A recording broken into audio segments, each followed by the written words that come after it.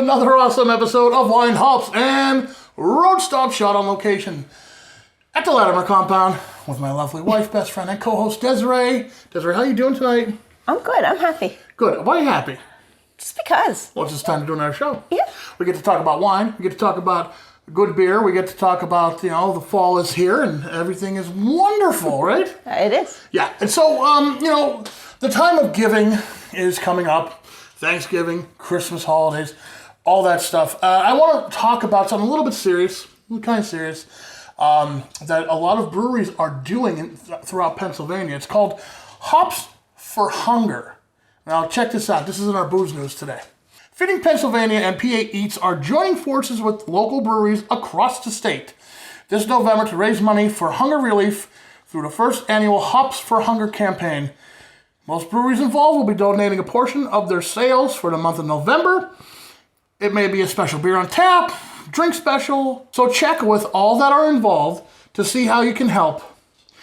One of the breweries helping is part of the Schuylkill County Pour Tour. That's right, Black Rock Brewing Company, 325 Sand Street in Pottsville, so you want to go check them out. I think they're doing it this weekend.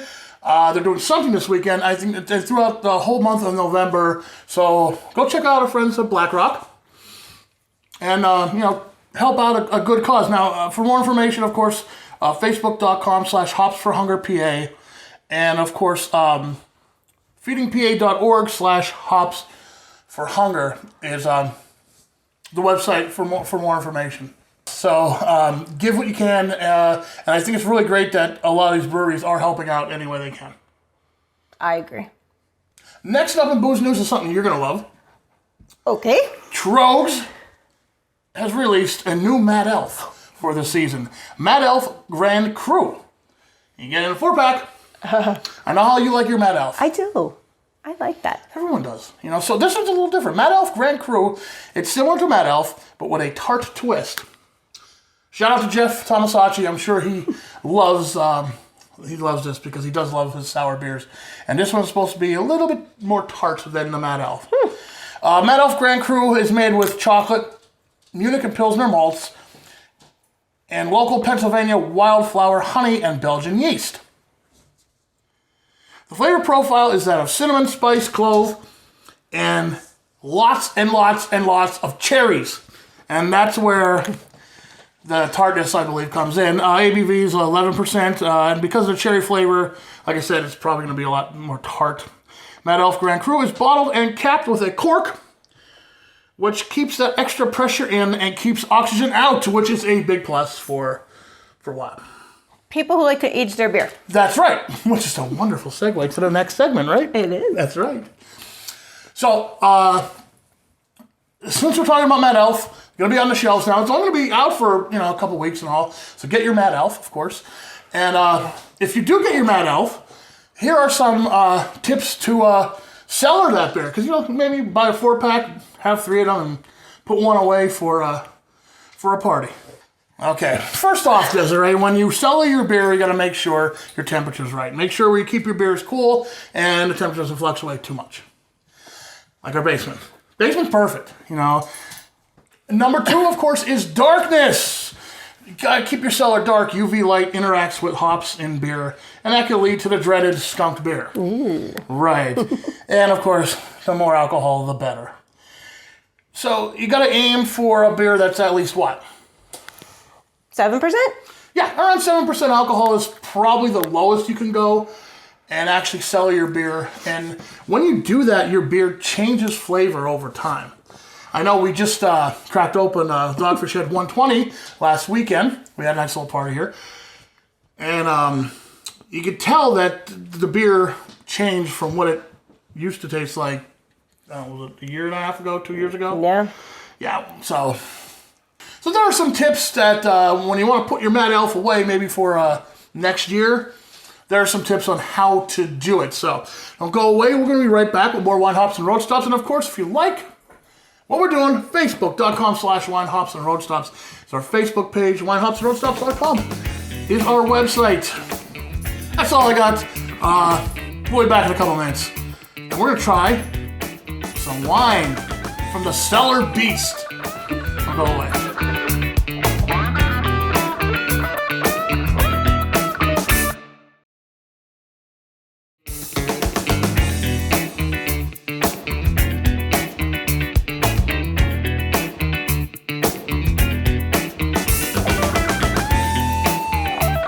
Welcome back to Winehouse and Road Stops on location, deep within the Latimer compound. I'm with my wife, best friend, co-host Desiree, the reason why people watch the show.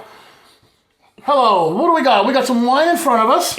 Yes, we do. Yeah, we're gonna try some wine. This is from Cellar Beast. Now, they are part of the Schuylkill County Port Tour. I want to do a big shout out to the Schuylkill County Visitors Bureau.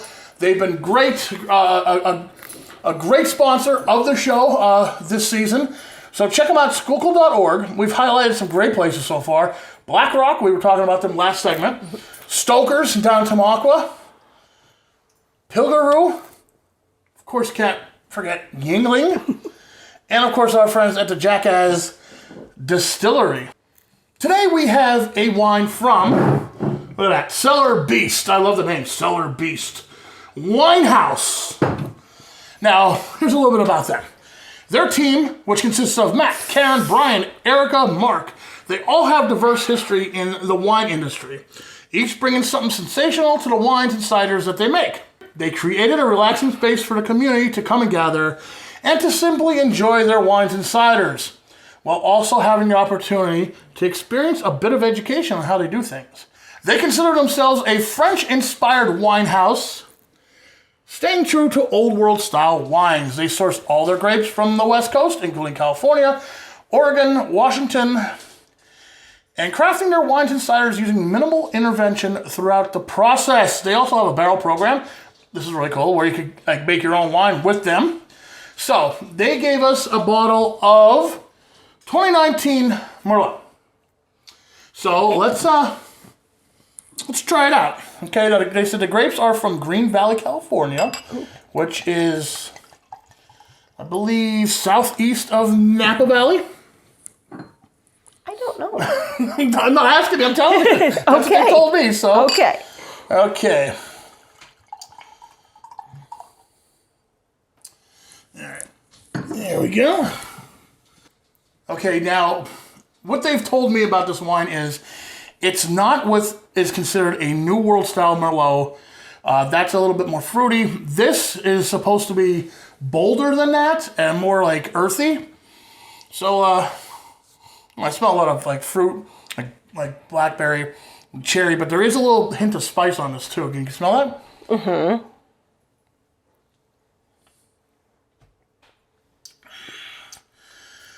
That's exactly what I taste too. Yeah. Yeah, exactly. A lot of cherry. I really like that. Mm. Whew. Yeah, this is definitely like they call it, bolder than like a normal Merlot, which I'm fine with. It's nice and dry. I like this. I like this wine. I would have this. This would be with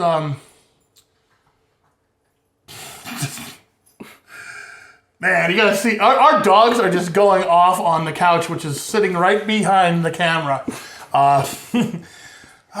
They're just something else. We gotta turn the camera around before the end of this show. So anyway, about this wine. Tell me about this wine. Tell me about this wine. This wine is very good. Okay. I like it. I like the cherry, and then there's like a little bit of a bite at the end. It's really good. Yeah. So. Check out the Cellar Beast Winery when you go on the Schuylkill County Port Tour. It's a definite stop for us when we do finally do it, which we're going to do. Maybe we can take the camera along. I don't know, but we're going to do it for fun. We're going to do it for ourselves because all we've been doing this season is really talking about it. Haven't had a chance to go there without being part of the show. So we're going to go there and just hang out and sip some wine, in the beautiful Schuylkill County. Yeah. So when we come back, we have 2 beers to try on our beer tasting segment. Don't go away, there's more wine, hops, and road stops when we return. Our dogs are horrible today. They are bad dogs. Hey, puppy.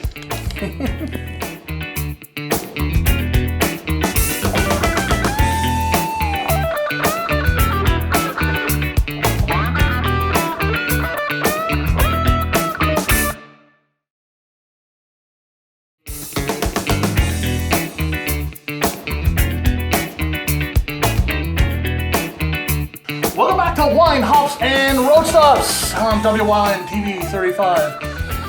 And this wine, I'm still drinking, I'm still sipping. It's good. Like you said, yeah. What'd you say about this wine? Somebody that I love would love this wine. Your mom would love this wine. This is a Judy wine. It definitely is. Yeah, that's what I was thinking too. Definitely is.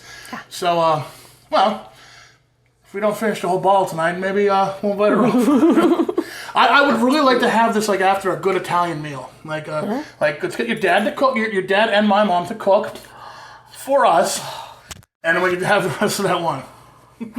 That sounds like heaven. It does sound like heaven, really it does. But it probably won't happen. You know, busy lives and stuff, of course. You know, we'll see. Well, maybe we could like bribe them with the wine.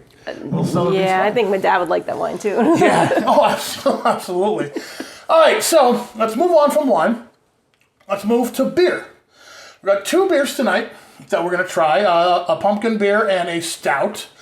And then we're going to combine them into a super beer because that's what we like to do right around this time of year. These are some of my favorite things right here too. It's the pumpkin ales and stouts really, really go together. I know we did last year, right around now. I believe Cousin Joe said to do 2 together. I remember what there was. One was a Warlock. Yeah. That was the stout, and the other, that was like a chocolate pumpkin or something, wasn't it? And something else, and we mixed it together and it was great. So we're going to do it again. We're going to do a little experiment tonight. Remember, I'll throw us out again. Facebook.com/Wine, Hops, and Road Stops is our Facebook page. And join the group, of course. Talk to Desiree. There's a lot of discussion on good beer, good wine, and good food on that Facebook group. So let's move on. What do you want to do first? You want to do the ale or do you want to do the stout? Let's do the ale first. Okay. I'll put this down then. All right. Let's move my glass out of here. Okay. This is Smutty Nose Pumpkin Ale made with real pumpkin. They like to mention that on their website too, that they do add the pumpkin into the mash along with traditional spices because some just add pumpkin flavoring. These guys apparently do the real thing. You go there? Thank you. Yeah. All right, so, well, I'm a little disappointed on the smell, actually. There's not, oh God, my nose. It's one way to smell it. I got it on my beard and everything. What's wrong with me today? Oh my God, okay. What it lacks in smell, it makes up for in taste, I think. It's pumpkin, not pumpkin spice. Mm-hmm. And I like that better, actually. I know we discussed this before with pumpkin ales and pumpkin beers in general. Sometimes they go a little overboard with the spice. Right. And it ends up being a spicy mess of a beer. Something go overboard. What do you think of this beer? It's good. It tastes like pumpkin. That's about it. That was Desiree's review. 2 words. 3 words. It is good. That's why she doesn't have a review book. So, no, really, I like this because it tastes like pumpkin. It doesn't taste like spice. ABV is 5.9, so it's not really that huge. And this is definitely something that it goes down pretty smooth, though, right? It does. You're the pumpkin expert, lady. I mean, we bring the pumpkin beers on for her. We would have had 1 if it was just me. But let me say this. Let me really say this about this pumpkin ale. It's good. It's really good. I'm not a huge pumpkin ale fan. I'm tired of it already. Because this house has been pumpkin ale since like the pumpkin ales came out in August. You're welcome. Thank you, dear. But this one is good because it's not really heavy. No, it is more of a light, almost fizzy, kind of fizzy. Yeah. I mean, there's a lot of a lot of carbonation to it, but that's okay because it's lighter. And it's gone. If you have a heated pool or an indoor pool, you could have pumpkin pool beer. Yeah, that's true. And this would be it. It was a very good pumpkin ale. Not a spicy beer, just pumpkin. Yeah. All right, next up. From Stone, we have Stone Farkin Weekin Woot Stout. Excuse you?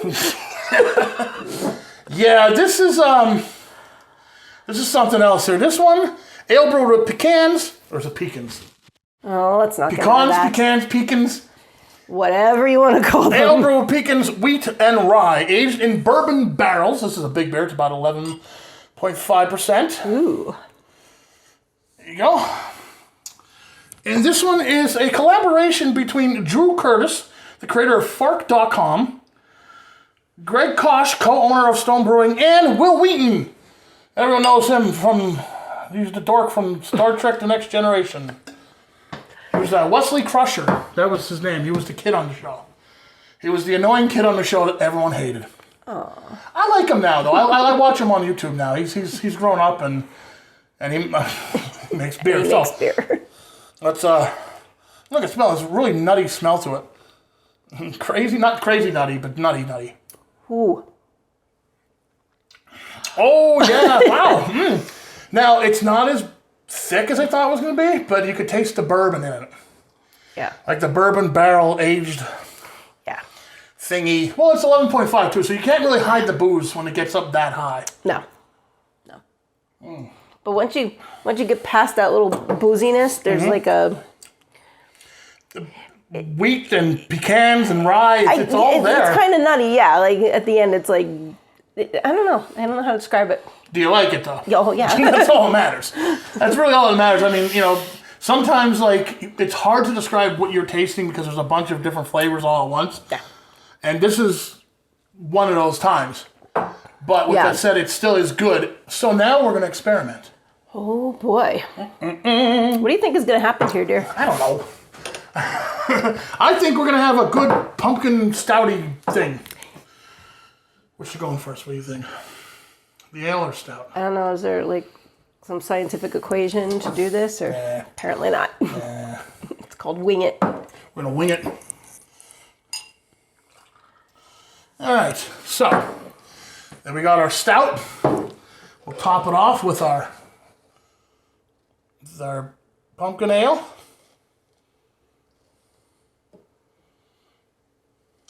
There you go. Try it out, babe. Okay. Should we stir it up or no? Nah. Okay. Oh, now that's good. I think we found something. Wow. Yeah. That pumpkin ale cuts down the burn Yes. from the stout, and the stout brings out the little bit of spicy flavor that actually is in the pumpkin. Yeah, it does. It really kind of takes that that bourbon bite and subdues it a little bit, which is nice. Yeah, we found something good. We're going to have to buy more of these. Yeah, this is a good combination. There you go. So, get yourself a pumpkin ale. Get yourself a Farkin' Wookin' Stout. Yeah. Try it out. All right, we got even more show to come. After this break, we have the Warm Up Wednesday Drink of the Week. We get to do that now here on the show.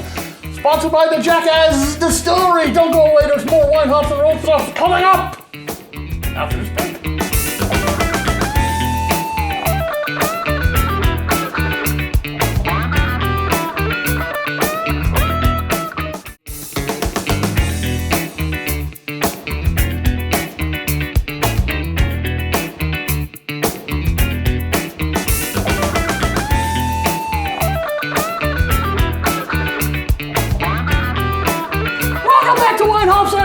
Final segment, final minutes of the show, but we got some more content for you. Now, Warm Up Wednesdays, we usually just post a drink that Des creates, but now we have a sponsor for it, and our friends at Jackass Distillery came through and they're like, of course, we want to showcase all the wonderful drinks we make. And if you remember, 2 episodes ago when we visited down there, oh my God, they have such great ideas on how to use their moonshine, all kind of crazy things. So here's the first one.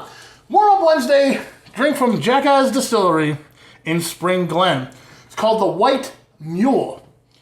1 ounce of vanilla malt moonshine. 1 ounce of Dunk Your Ass coffee moonshine, which we had a bottle of that here. It is really good. 2 ounces of root beer soda. 1 ounce of French vanilla creamer.